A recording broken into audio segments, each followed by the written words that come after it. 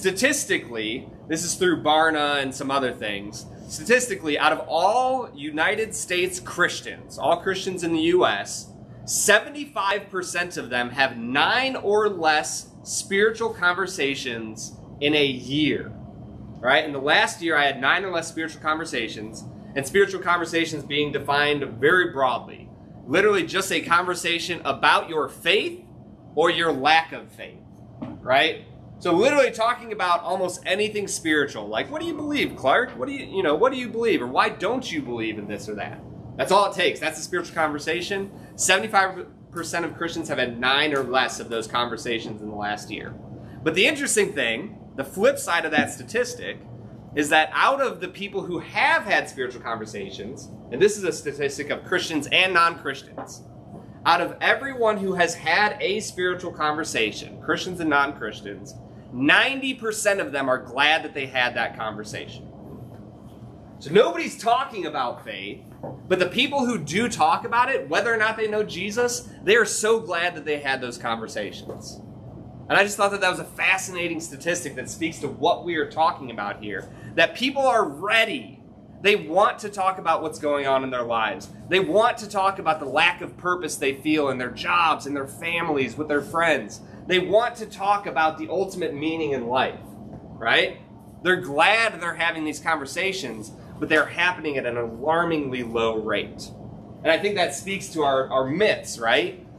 If I had to put a third myth out there, it would be that people don't want to talk about Jesus. They don't want to talk about things of spiritual importance. And that's just simply false. So the last few weeks, oh, that's right, we have a practice gap, right? So we have the myths. We don't have a readiness gap. We don't have a spiritualness gap. We don't have a desire gap. But we do have a practice gap. Because if I'm being honest, not many of us have actually gone out and really just had a lot of spiritual conversations with people. It's something that we haven't done a lot. So we want to practice that. So the gospel sharing progression starts with identifying like when in conversation somebody's interested in talking about something spiritual. And then it goes on to sharing our grace stories. And it goes on to sharing the gospel story. And then it's an invitation into a relationship with Jesus in the next steps. Last week, Stephen talked about this, right? We're kind of moving backwards through the 4. This week, we're talking about sharing the gospel story. Sharing the gospel story. So, the gospel story is very simple. I'm going to talk for like 5, maybe 10 minutes, and then we're going to get into practicing and talking with each other. Does that sound good? So the gospel story is really, really simple. There's 4 steps. Number 1, humans were created as the pinnacle of God's glorious creation, but fell into sin and death. Right? This is the problem. Right? There's a problem to any story, any novel you read, anything you jump into. Usually there's a period of goodness, and then there's an issue, right? Do you guys remember in English, there's that like straight line, and the rising action, the falling action, and the conclusion. You guys remember that? Right? So here's the first part. We're created as the pinnacle of God's, glorious creation. But, problem, we fell into sin and death. And that sin and death, the main thing it did, here's the thing that you want to hammer home when you're thinking about the gospel story, is that it separated us from our source of life.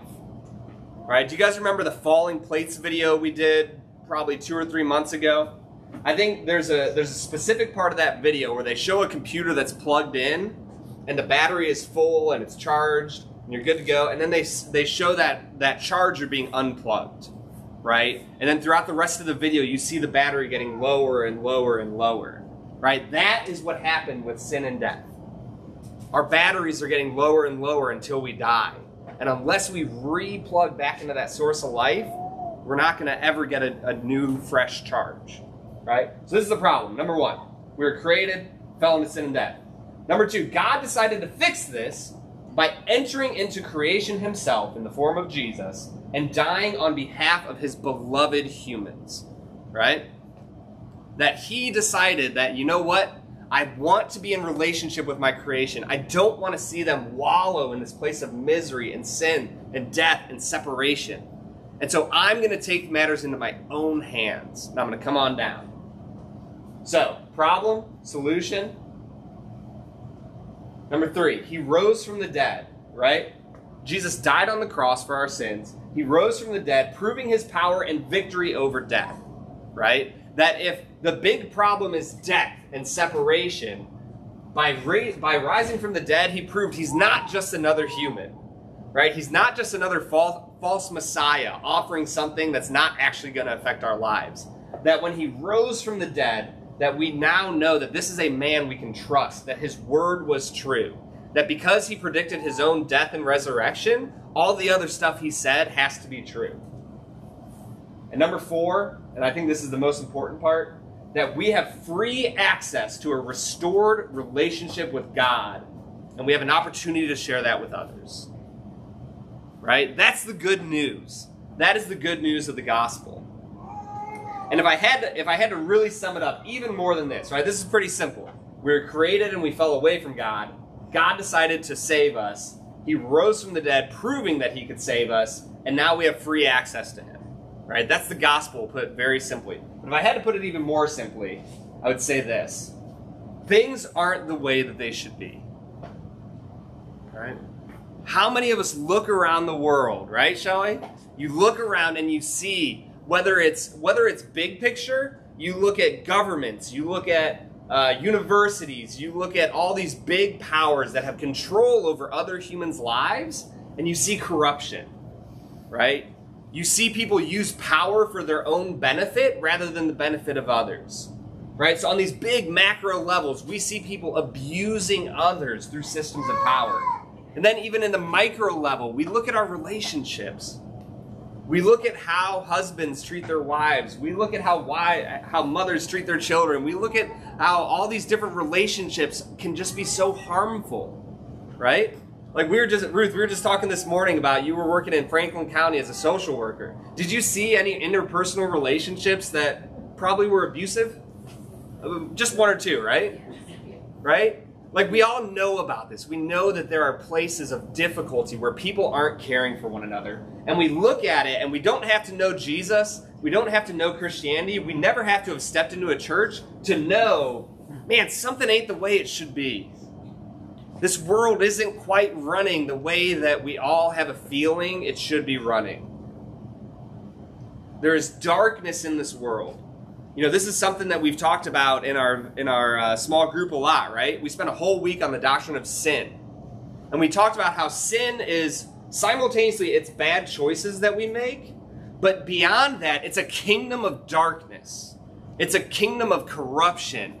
It's this darkness that seeps into our souls. It seeks to corrupt us. It seeks to isolate us. It seeks to turn us away from our fellow man. That there's this kingdom of darkness that continues this thing. That things aren't the way they should be. And we all know it. We don't have to know Jesus to know that things ain't right. But the beautiful part of the gospel is that there is a plan to fix things. Right? There is a plan to fix things.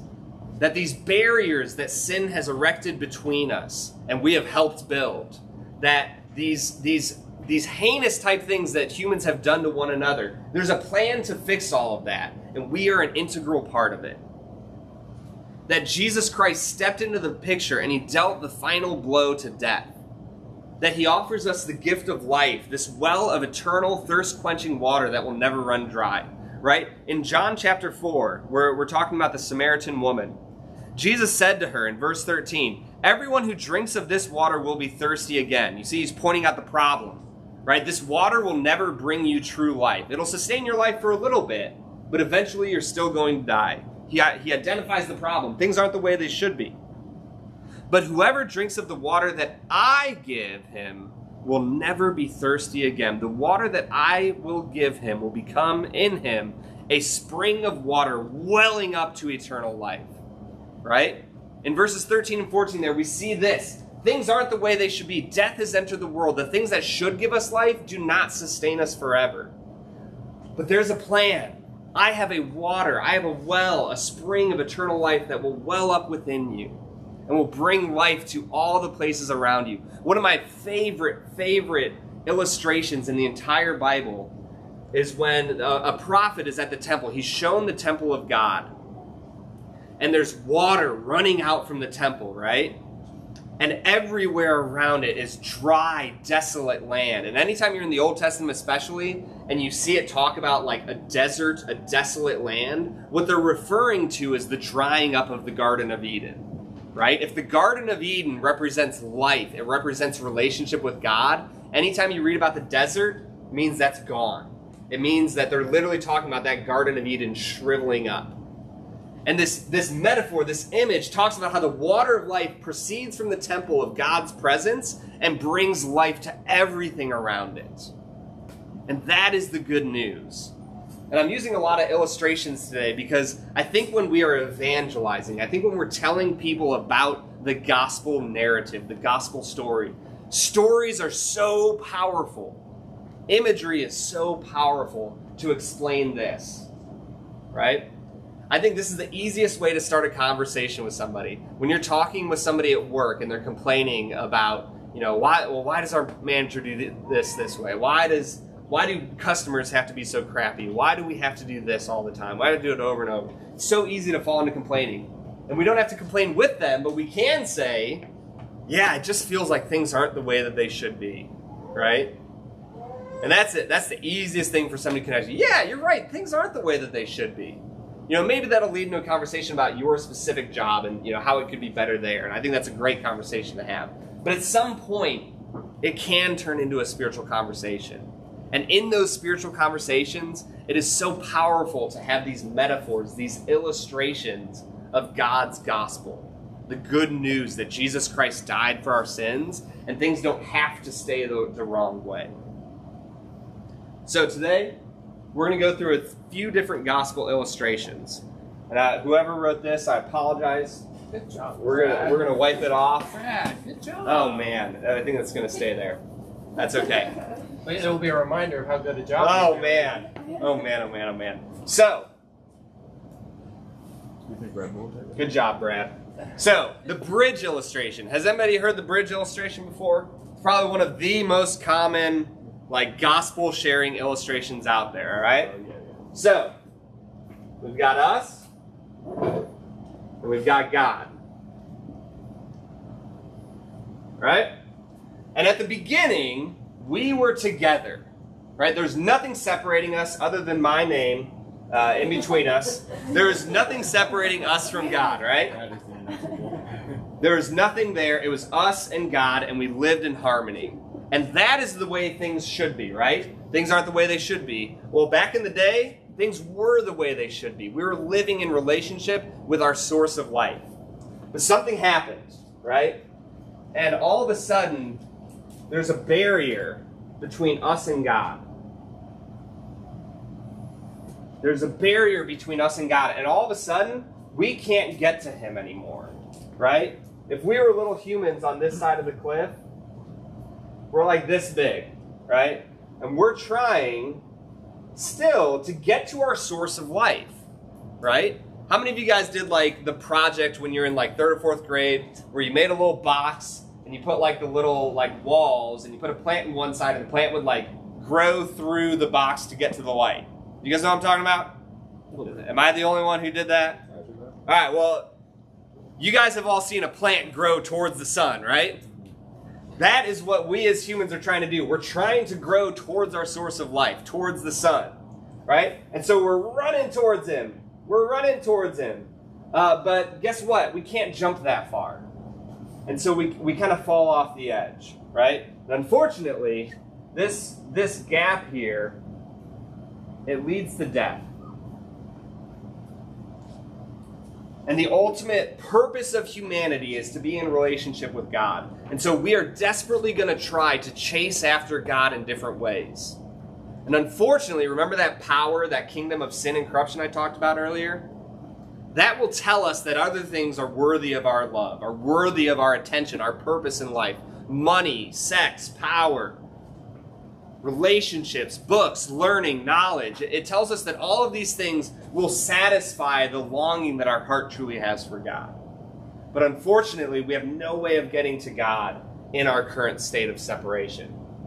However, Jesus entered the story, right? Not Brad.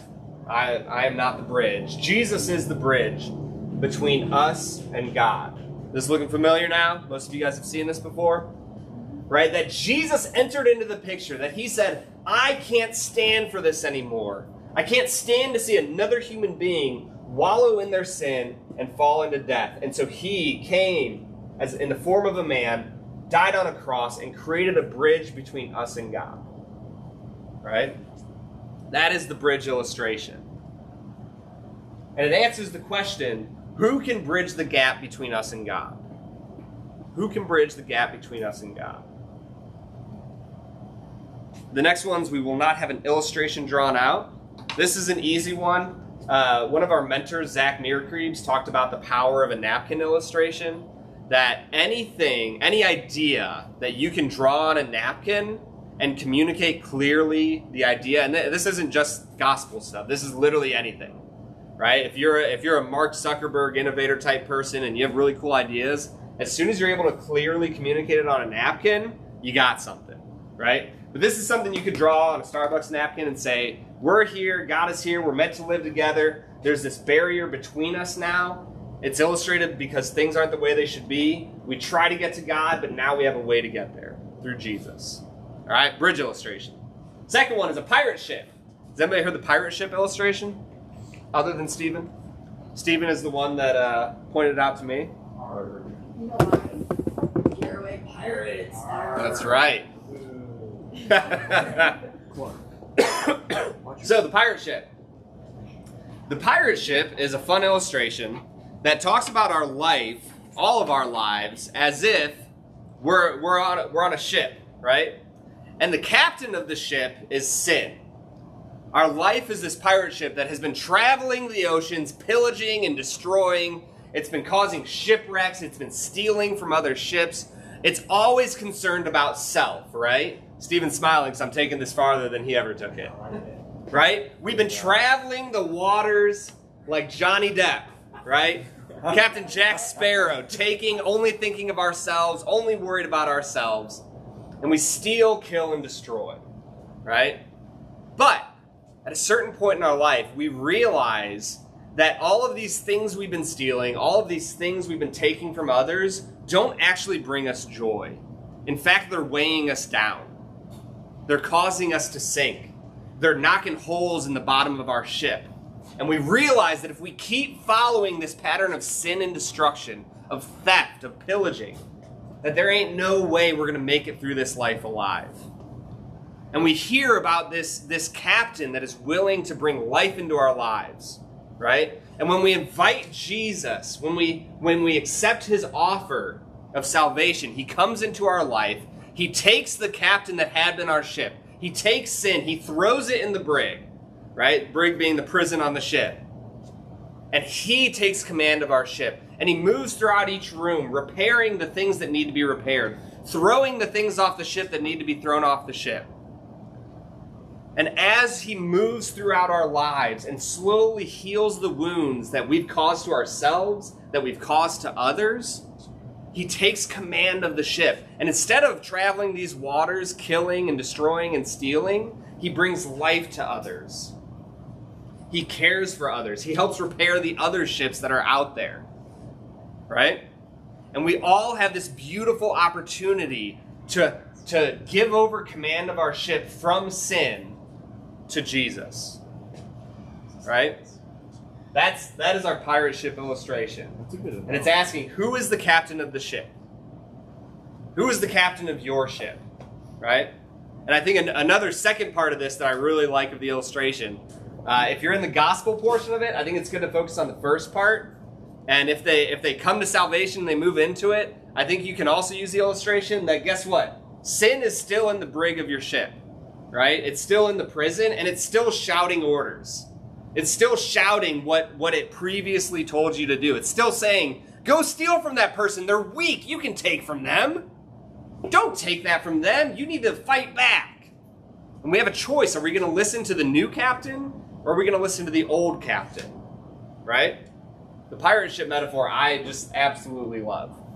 I get real jazzed about it. Stephen told it to me like a week or two ago, and I'm pumped about it. I think it's a really good one. So, pirate ship. Who is the captain of the ship? And once again, you can modify this however you want. These are not like set in stone. You don't have to memorize it word for word. But these are just illustrations to talk about the gospel story. Finally, we have the table. This is one of my favorite illustrations. Once again, our friend Zach Miracreed, as I talked about a second ago, this is an illustration he used a lot to illustrate the gospel message, right? And it kind of goes like this, that the world is full of people wandering around, that we are all homeless. We don't have a place to call home. And we don't have a table to eat at, right? And in the midst of all these humans wandering around the world, out in the elements, out being battered by the winds, by the rain, by the storms of life, that once again, we're taking from others, we're trying to get any scrap that we can to survive. That in the midst of that, this man goes out into the streets and he says, "Come to me." He says, "Come, all you who are weary and burdened, because I have rest for you." And he takes you into his home, and there it is, the most massive, beautiful home. And it has this long table that is always full of food, always full of rest, always full of family. And he says to those who do not belong, "You have a seat at my table. You have a place to rest. You have a place where you are loved and cared for." There's a free invite to this party, and once we're there, we can partake in as much of the food and fellowship as we want. That's the gospel. That as we wander throughout these lives feeling meaningless, feeling purposeless, feeling like we don't have a place to call home, feeling like our own families don't feel like home sometimes, that Jesus always has room at the table for you. And the beautiful thing is that eventually, after we've partied for a little bit at the table, we've rested, we've spent some time with this new family, we remember, it hits our brains, man, I remember when I was wandering around outside homeless without a place to call my own, that there's a lot of other people out there, that they need a place to call home too. And so we wander back out into the streets, refreshed, renewed by what God has given us, and we try to draw other people in, because we know that there's always room at the table for anyone willing to accept the invitation into the house.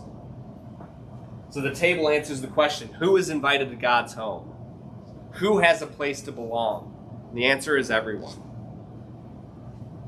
So those are our three illustrations. And I want us, as a group, I want us to group up into three groups. So I think that you guys could join this table here. Maybe the group of you guys back here could join. And then the 6 or so of you guys over there could join. Does that sound good? You guys know what I'm kind of like vaguely pointing towards you with? And I want each of you to take one of the illustrations. The bridge, the pirate ship, and the table. And I'll write them up here. There's the bridge. I guess I should just... The bridge / pirate ship / table. Do you guys understand them? Yeah, I'm passing out paper too. Oh, Steven's passing out paper. Shoot. Are we each taking a different one? And one group will take the bridge, one group will take the pirate ship, one group will take the table. Shelly, which one do you want? You get first choice. We'll do the bridge. The bridge? All right. Alex, which one do you want? Table. Table? You guys got the pirate ship. Scallywags. Sounds good? Sounds good? And I want you to answer these 4 I like the questions table too. Yeah, dude. as a group. We are at tables, Joe. Because I think that different stories will affect different people differently. I want you to answer, who is this illustration effective for? And it doesn't have to be like gender or, demographic information, like what kind of heart would this affect, right? Does it hit on the main elements of the gospel, the problem and solution? Things aren't the way they should be, but here's the solution, right? And kind of look at how does this illustration answer those questions? And then does it resonate with you? Is it something that hits home for you? Or is there another one that hits home a little harder for you? And then finally, it doesn't have to be about the illustration you're talking about. What's an illustration that's been effective for you? Right? I've talked in the past about preaching the gospel to ourselves on a daily basis. How do you preach the gospel to yourself? What's a story about God's grace, about God's love that has meaning to you? Right? So I want you guys to move through those 4. It is 11:06. Let's say at like 11:25. So we'll take 20 minutes to kind of work through these questions. If you get done with your illustration, you want to move to the next one, that's totally fine. Does that sound good? I'll come back at 11:25 and we'll talk and we'll share our answers with each other. Sound good? All right.